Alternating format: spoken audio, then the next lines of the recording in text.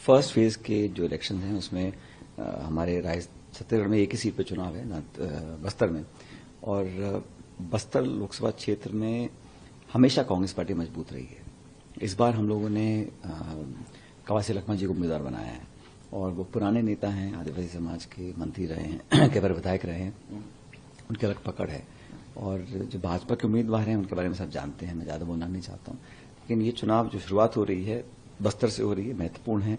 और मुझे लगता है कि कवासी लखमा जी, हमारी पार्टी मिलकर लोगों में एक पॉजिटिव और एक सकारात्मक संदेश देना चाहते हैं।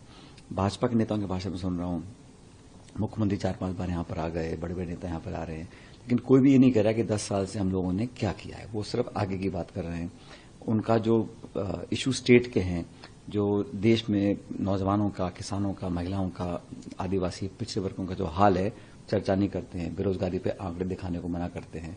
और जो उनका चुनाव प्रचार भी है वो मुद्दों से हटकर इमोशनल इश्यूज को, जज्बाती मुद्दों पर, धर्म, मंदिर, मस्जिद, इस पर केंद्रित करते हैं। तो मुझे लगता है जनता भी समझ गई है कि 10 साल का इनको परफॉर्मेंस देख चुके हैं और बदलाव की सुगबुगाहट पूरे प्रदेश में मुझे दिख रही है।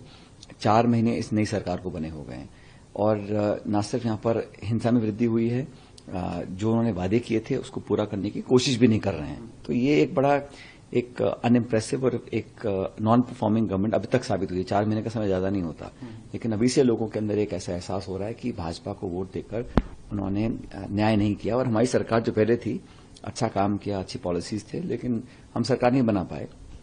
वोट शेयर का गैप बहुत ज्यादा नहीं है बीजेपी कांग्रेस का विधानसभा चुनावों में, और इसलिए मुझे लगता है कि हम अच्छा परफॉर्म करेंगे सभी 11 सीटों के ऊपर। सर, सीएम विष्णुदेव साय का कहना है कि राहुल गांधी जहां भी जाते हैं, यहां भी आ रहे हैं तो कांग्रेस पार्टी का बंटाढार ही होना है और इससे कुछ फर्क नहीं पड़ेगा। ये तो हमेशा से लोग बोलते हैं, लेकिन मुझे लगता है कि देश का जो मिजाज है आज बदल चुका। 5 साल पहले जिन बातों को सुनकर जनता ने वोट दिया था, वो बातें सुन के लोग उब चुके हैं। अब वो चाहते हैं भाई हम परिणाम दीजिए। आप किसी भी आप निवेश उठा लीजिए, रोजगार उठा लीजिए, किसानों को उठा लीजिए। हर जो नीति निर्माण किया है वो कुछ चंद लोगों को फायदा कराने के लिए किया है। किसान वर्ग के लिए आज तक लोग आंदोलित हैं, उनका कोई समाधान नहीं है, सिर्फ आश्वासन दिए जाते हैं और दोहरे मापदंड हैं। भारतीय जनता पार्टी का कोई नेता अगर कहीं कंट्रोवर्सी में आता है या कोई आरोप रखते हैं तो उसको इग्नोर किया जाता है। और नेहरू जी से लेके मनमोहन सिंह जी तक उनकी आलोचना होती है, इतिहास में जाके उनको भला बुरा कहा जाता है। तो लोग सब बातों को समझ रहे हैं। हम लोगों ने जो अपना मैनिफेस्टो बनाया है उसमें प्रत्येक गरीब परिवार की महिला जो मुखिया है उसको 1 लाख रुपए प्रतिवर्ष देने की बात हम लोग कर रहे हैं। एमएसपी पे कानून बनाने की बात कांग्रेस पार्टी ने पहली बार करी है पूरे देश में।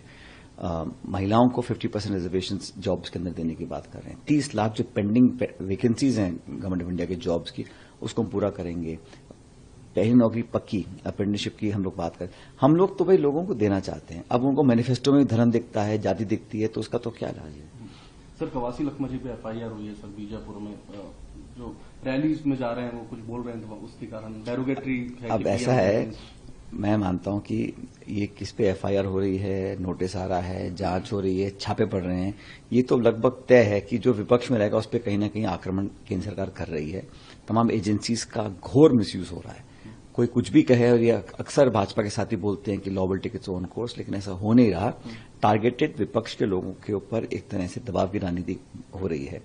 निर्वाचन आयोग की जिम्मेदारी बनती है कि एक लेवल प्लेइंग फील्ड सबको मिलना चाहिए, और ये लोगों की जो आस्था है चुनावी प्रक्रिया में उसको बरकरार रखने के लिए बहुत इंपॉर्टेंट है कि ईसी भी अपनी जिम्मेदारी ट्रांसपेरेंट तरीके से निभाए।